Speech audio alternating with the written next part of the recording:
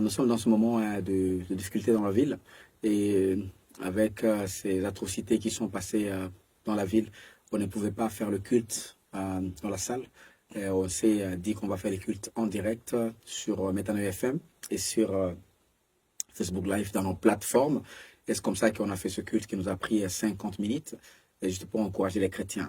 En tout cas, merci pour votre fidélité, merci pour votre amour. Il y a des questions qui sont venues pendant ce moment en disant qu'est-ce qu'on fait, nous, en tant que chrétiens pasteurs, dans ce moment difficile. Voilà, je voulais juste commencer par vous encourager en vous disant nous sommes dans des moments très complexes et dans ces moments complexes, nous ne devons pas perdre la foi. Vous savez, la Bible parle clairement dans Romains que les justes vivront par la foi. Donc, le juste ne vivons pas par la peur, ne vivons pas par les circonstances qui arrivent, ne vivons pas par tu vois, les soucis, les émotions, mais les justes vivons par la foi. C'est comme ça qu'on peut être dans la souffrance, dans les difficultés, on pleure, mais on croit que le Seigneur est là. Je voulais vous dire que nous sommes dans les moments les plus sombres de nos vies, tu vois. Les plus sombres, tu vois.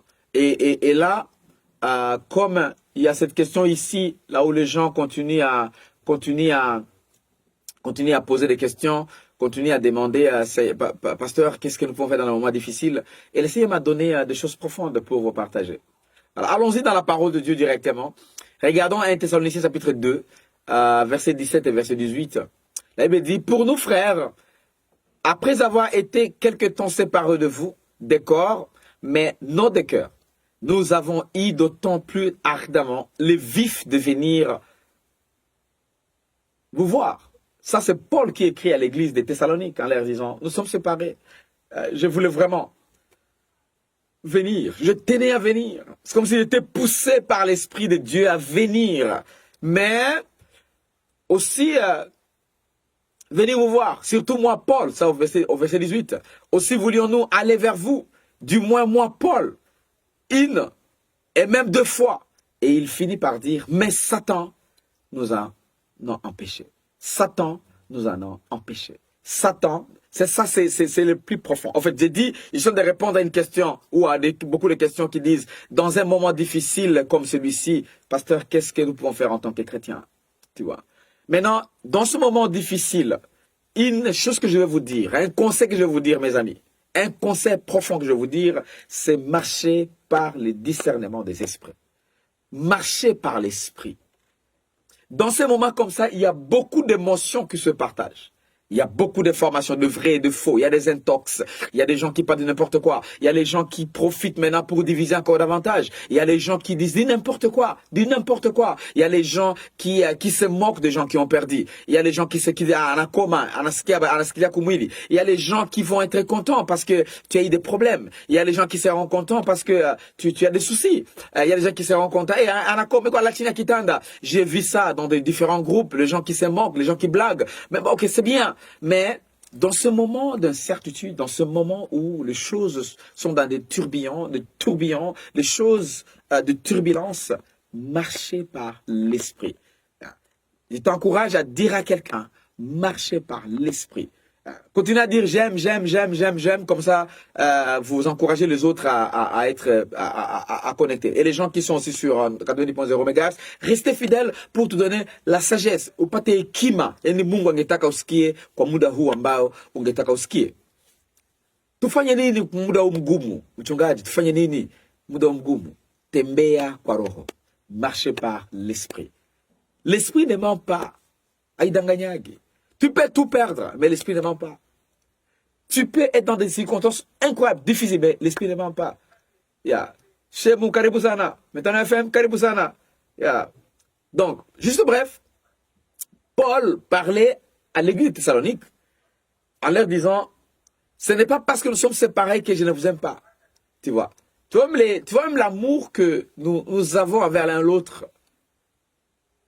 Tu sais, le Saint-Esprit peut te dire quelque chose et tu refuses carrément. Parce que l'Esprit parle. Mais dans des moments de tourbillon comme ça, pendant que l'Esprit parle, les émotions aussi parlent. Et ça devient un peu difficile de faire le discernement si tu ne veux pas être obéissant dans le Saint-Esprit. Voilà pourquoi je t'encourage en ce moment. Les versets de 1 Thessaloniciens chapitre 2, verset 17-18 montrent clairement que Paul voulait aller à Thessalonique. Vraiment, il voulait y aller, et ardemment, avec un désir fort. Parce que cet esprit parle aussi par le désir qui est fort au plus profond de toi. Malheureusement, Satan avait bloqué. Satan avait bloqué. Et quand Satan avait bloqué, c'était devenu difficile pour lui de partir. Je voulais un peu vous distinguer un peu, hein, quand on parle de discernement, parce que je dis, marchez par l'esprit. Et dans quel domaine surtout, soit discerner la parole de Dieu, discerner la voix de Dieu, discerner les choses de Dieu. Et c'est comme ça, quand je parle de discernement, je voulais vous dire que discerner signifie apercevoir. En swahili, kuona kwa mbali. Discerner signifie deviner. Deviner kwa vile mwenyewe mkiswahili wanasemaka analaguza. Unaona vitu yenye vingine baoni. Unaona au-delà ya pale kwenye bato wabako. Deviner. Voir au-delà. Devinette. Deviner. Parler avant. Voir avant les autres. Percevoir. Regarder de plus loin. On en a qui trop bali. J'ai perçu quelque chose. Je perçois. Plupart de fois, le mot percevoir, c'est souvent utilisé dans les spirituels. Je perçois dans le monde spirituel. Je perçois une image, je perçois quelque chose. Je vois au-delà de ce que les gens peuvent voir. Remarquer. Discerner signifie repérer. Repérer. Tu repères les gens. Donc, bref, si on parle de la définition de discerner, c'est distinguer quelqu'un ou quelque chose plus ou moins nettement par un effort d'attention dans un ensemble d'événements, de circonstances ou de gens. C'est-à-dire, distinguer, vous distinguez quelqu'un ou quelque chose plus ou moins nettement. Donc, vous distinguez una tofautisha d'une manière nette. Nette. Unaona manjegere na maharagi. Hein? Manjegere na maharagi. Ça veut qu'on fasse si bon, hein? Vous savez comment distinguer complètement. Ça, c'est l'essence, en fait, naturelle un peu de discernement. Yeah. Karibu parfait, Karibu Balushi, Karibu Sana, et continuez à parler avec les autres, parce que nous parlons de quoi? Vous qui venez d'arriver maintenant là, nous parlons de comment vivre dans ces moments difficiles. Pour vivre dans ces moments difficiles convenablement, ou sortir avec victoire dans ces moments difficiles, c'est marcher par l'esprit. Et marcher par l'esprit dans les domaines surtout de discernement. Discerner les temps. Discerner les moments, discerner les circonstances, discerner ce qui arrive, discerner les gens de ton entourage, discerner parce que tu peux être entouré par des ennemis sans les savoir. Discerner. Tofautisha. Et je vous ai dit que discerner, même en Swahili, il y a discerner kupambanua. Tu vois, les solutions disent kupambanua. Dans la Bible, on vous dit kupambanua, c'est le mioyo. Merci Papa John Biakita de Bukavu, merci beaucoup. Kaka Franck, merci beaucoup. Merci beaucoup Majoana Ngea, tu es là. Merci beaucoup, restez fidèles. Nous vous aimons tellement et nous sommes avec vous. Papa John à Bukavu, merci beaucoup pour ce moment. Merci, restez dans vos maisons et écoutez la parole de Dieu en ce moment.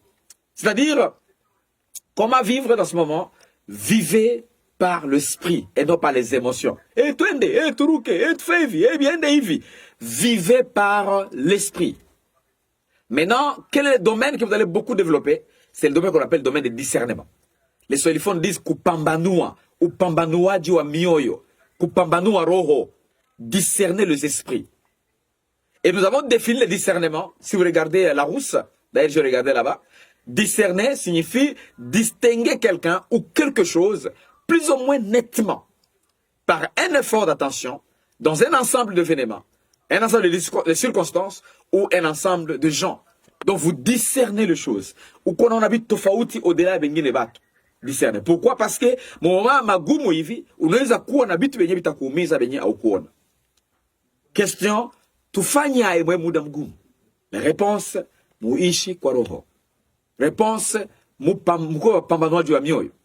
Kupambanuaji ni kujua mida, nyakati, kujua watu, kujua vitu na maevenema. Et on a connecté ça avec 1 Thessaloniciens chapitre 2, versets 17 et 18. Paul alikuwa na moyo ya kwenda. Il voulait aller à Thessalonique. Il avait un désir ardent. En d'autres termes, il était poussé par le Saint-Esprit pour aller. Malheureusement, il y avait une pression. Satan a bloqué. Et c'est comme ça que je voulais vous montrer. Si Paul n'avait pas le discernement de savoir que ça, c'est vraiment le règne du diable, il pouvait aller mourir sur la route. Il pouvait mourir en allant à Thessalonique. Mourir avant son temps. Mourir avant que sa mission arrive. Najomana, quoi na ekima dans les moments complexes comme ça, c'est très sage. savoir quoi dire. Qu'est-ce qu'il ne faut pas dire? Parce que vous ne savez pas. Et vous, vous êtes la lumière du monde, vous êtes l'église. C'est le moment d'unité. Ramener les gens ensemble. Alors, bref, comme je vous disais là, dans ces moments, des derniers moments ici, d'ailleurs, j'avais introduit ça la semaine passée, le dimanche, nous vivons des moments très complexes. Et Jésus, on lui avait posé la même question. Hope, merci beaucoup, Karibu Sana, Papa Jenny, Karibu Sana, merci pour la fidélité, merci pour l'amour. Voilà, bref, Yesu balimulizaka dans Matthieu chapitre 24, verset 1 jusqu'au Kishukampaku 13. Me posez ma question, Bitaku Aïe. Nous sommes dans un moment, en tout cas un dernier moment, où l'église est en train d'être préparée. Kukulaki Bona Yesu. L'église est en train d'être préparée pour rencontrer Jésus dans les airs. Et pendant ce moment, l'épouse, pendant qu'il est en train de se préparer dans la beauté, dans l'organisation, dans de bonnes manières d'être et différentes choses, Satan, il est furieux. Satan, il n'est pas content. Hafurai, na hata furaya kata. Njo fujo dengi. Iko savile, kila fimu anta oleo, anakuwa na matourbillon mbele ndo ifanyike. Kila fimu anta oleo, mkiangalia mzuri, niko na experience, nimeona vingi. Ukutana iko fiancé, mwele periode ya fiançailles, dote, mpaka afike kuoleo. Matourbillon, ma vita, sa ma vita. Savile, anaalika ulimwengu mzima wa giza kuya kwabo. Bashangazi, bamama, bamama mdogo, bamama mkubwa, bamiomba, en fait, bitu bikubwa. Kwa hiyo, comprendre mida kama hii ni ya muhimu. Kujua kwamba shetani anasirika na iko anapuse nguvu sana ili kwamba watu wavunjike mioyo. Et là, je voulais vous faire je voulais vous dire quelque chose.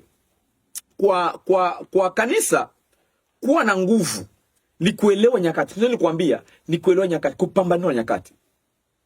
Matthieu chapitre 24, tunaweza kuisoma kwa haraka tu, sasa sana mimi kwa haraka mnaijua. Matthieu 24 1 à 13. Inasema wanafunzi walienda kuona Yesu, ils sont partis voir Jésus. Et quand ils sont partis voir Jésus, je vous informe que il y a eu beaucoup de questions, tu vois, pour Jésus, comment ça va être quand tu vas revenir, ça va être comment, ça va être comment. Et quand il faisait ça, merci d'Alice, voilà, Toulinabo, merci beaucoup, merci pour l'amour et l'attachement. Merci pour la fidélité. Donc, bref, je voulais dire quoi? Je voulais dire que dans Matthieu 24, les gens sont venus demander à Jésus, ses disciples sont venus, ça va être comment vers la fin? Et Jésus a commencé à montrer, quoi? À montrer les points de dernier temps.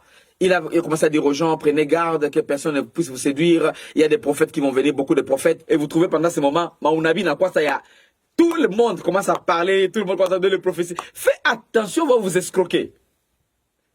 Alphonse, mon fils, tu es là. On va t'escroquer si tu n'es pas attentif à ce moment. Beaucoup de prophètes. Le Seigneur a dit. Attention, il a tout dit.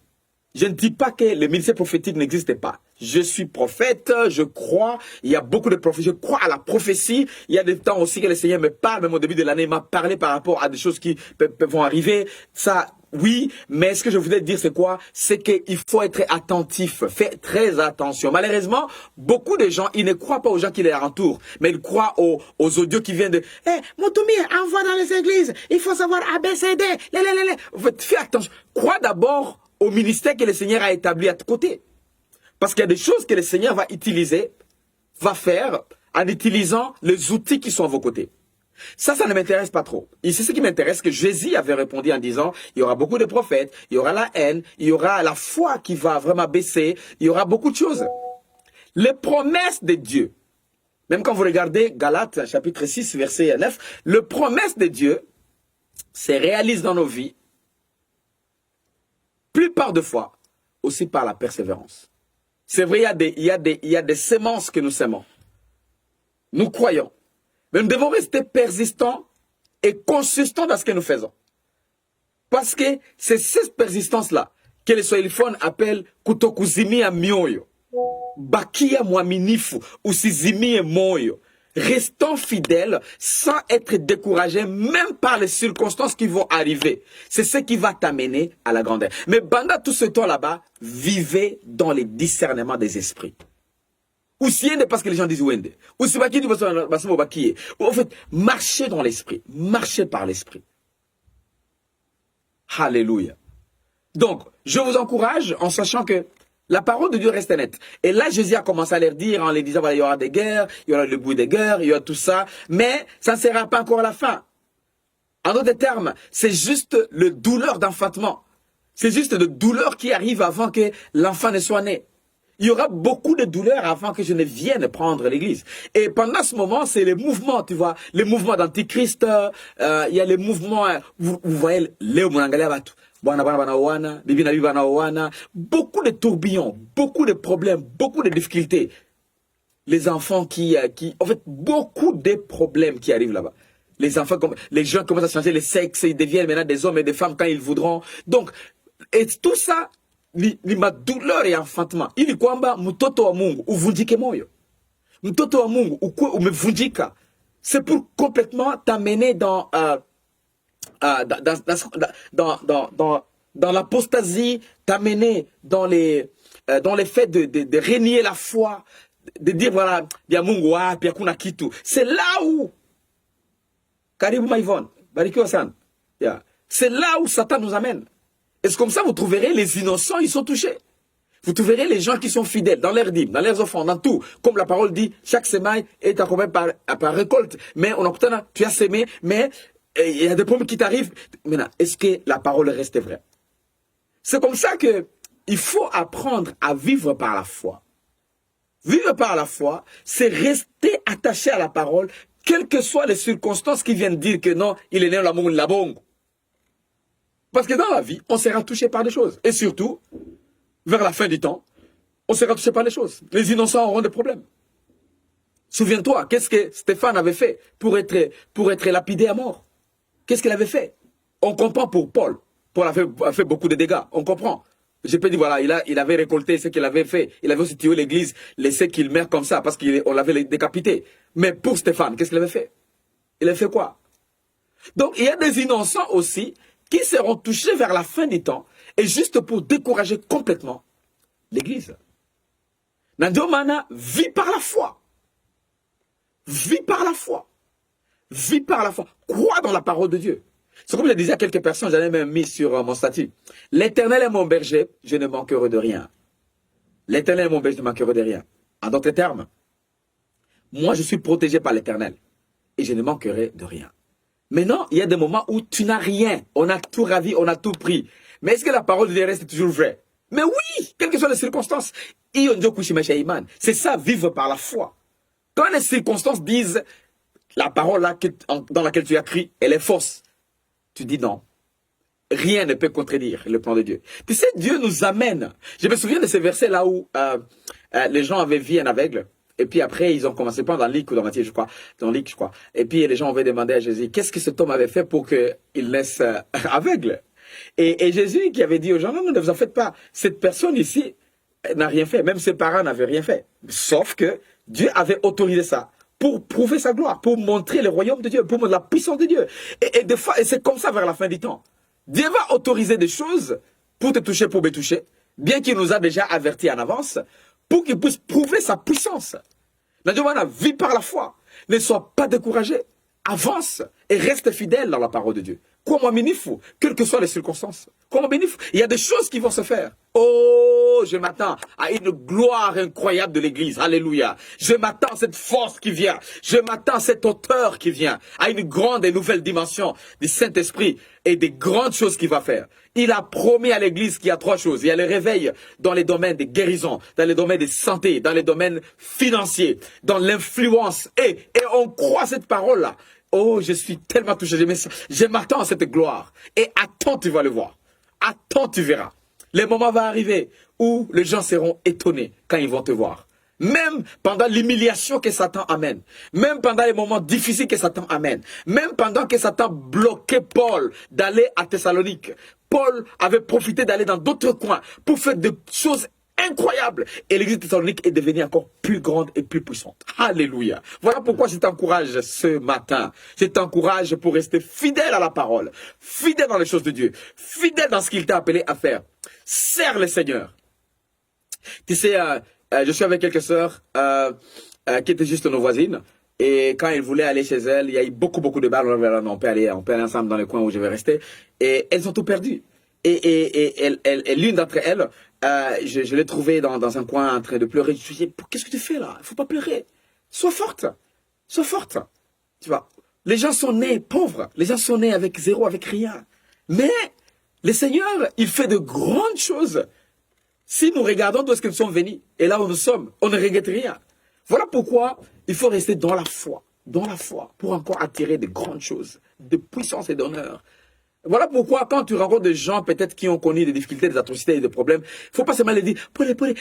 Non, vous voulez briser encore davantage. Dis-les, le Seigneur est vivant et ça va encore venir. Alléluia. Paul. Ça sonne comme si l'hypocrisie. Non. J'étais quelque part hier dans un coin et quelqu'un m'avait dit, Paul, pasteur. Paul et Annie, Paul de quoi? Paul de quoi? Et ton Paul va me faire quoi? J'ai pas besoin de Paul. Moi, j'ai besoin de la parole qui, voilà, prends courage, ça va encore se faire. Alléluia. Et c'est là où le Seigneur veut, tu vois. Le Seigneur veut. C'est comme si tu trouvais Paul être décapité et dit à Paul, Paul, tu es à Rome maintenant. Paul. Pourtant, il est décapité. Ça n'a pas de sens, dit à Paul, la vie que tu vas mener maintenant, c'est une vie de gloire. Même si on va te décapiter aujourd'hui, ta tête va partir aujourd'hui. Mais dans l'éternité, oh, ça va être la gloire pour toi. Alléluia. Sur ce, le Seigneur est fidèle et il est grand. Moi, j'ai aimé les derniers versets de Matthieu, chapitre 24, verset 13, pardon. Ça dit, mais celui qui persévérera jusqu'à la fin, c'est lui-là. C'est lui-là. J'aime ça, c'est la traduction en français courant. C'est pas lui, c'est bon. Il dit, c'est lui qui persévérera jusqu'à la fin. C'est lui-là. J'aime comment ils ont ajouté là. C'est lui-là. Oh là là. Sera sauvé. C'est-à-dire, wale amba watadum, watabaki waminifu, watasimama, wale. Ha. Et quand on dit sauver, on dit soteria. Soteria signifie, c'est pas seulement sauver pour aller au ciel, mais sauver aussi pour expérimenter des choses dans nos vies de tous les jours. Sauver pour expérimenter la joie et la paix. Sauver pour expérimenter les soteria, la transformation. Sauver pour expérimenter la prospérité financière venant de Dieu. Sauver pour expérimenter des grandes choses. Vous savez, le Seigneur vous connaît. Le Seigneur vous connaît. Quelles que soient les difficultés dans lesquelles vous êtes, le Seigneur vous connaît et il vous aime. Et ça va être un moment fort de glorifier le Seigneur encore une fois, même dans les moments les plus difficiles. Ceux qui vivent dans les discernements des esprits, ils seront toujours protégés. Ils seront toujours. Et si quelque chose peut arriver dans leur vie, donc Dieu l'aura permise pour qu'ils puissent montrer sa gloire. Kwayo, n'aie pas peur. Regarde devant toi. Garde la foi. Il y a un avenir glorieux pour toi, plus qu'autre chose. En tout cas, gardez la foi, continuez à avancer, regardez devant toi. Il y a un avenir, il y a la vie, il y a la victoire. Et sachez que je vous aime tellement et je continue à prier pour vous. Et je vous dis que le monde entier prie pour la ville d'Ouvira. Ça prie, les gens, l'église prie pour la ville d'Ouvira. Vous ne connaissez pas combien de gens. Dans tous les coins où on a été, les gens continuent à prier pour vous. Les gens continuent à prier pour vous et pour l'église en général, dans la ville et dans la région. Ce que les Satan est en train de planifier pour détruire la région ne va pas arriver au nom de Jésus. Ne va pas arriver au nom de Jésus.